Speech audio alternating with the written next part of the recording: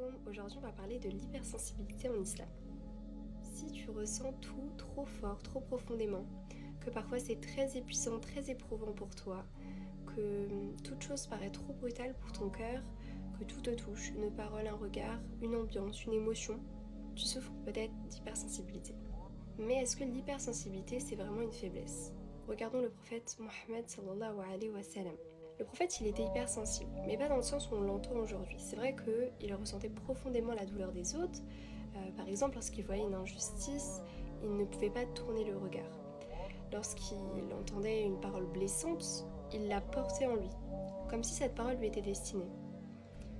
Lorsqu'il priait pour sa communauté, c'était des larmes et un cœur lourd d'amour et de responsabilité qu'il avait.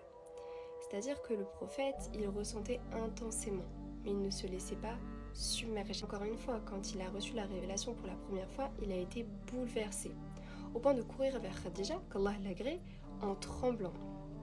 C'est-à-dire qu'à ce moment-là, son cœur et son corps avaient absorbé une réalité qui en fait dépassait l'entendement humain. Donc il eut très peur, il a douté, mais il n'a pas rejeté cette sensibilité. Il l'a transformée en force. Et encore une fois, plus tard, il a perdu ce qu'il aimait le plus. Il a perdu sa femme, Khadija, son oncle Abu Talib, il a perdu ses enfants. Mais malgré tout, est-ce qu'il est resté insensible? Non. Il a pleuré, il a souffert, mais il a tenu bon. Car il savait qu'au fond, cette douleur, elle avait un sens, elle n'était pas là par hasard. C'est pour ça qu'aujourd'hui, l'islam, notre religion, elle nous aide à maîtriser cette sensibilité au lieu de la laisser nous consumer, nous submerger.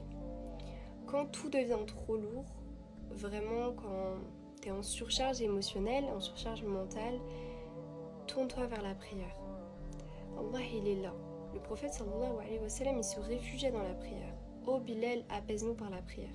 Parce qu'il savait que c'était le seul endroit où il pouvait déposer son fardeau sans être jugé et avec le seul confident qui pouvait le comprendre mieux que personne.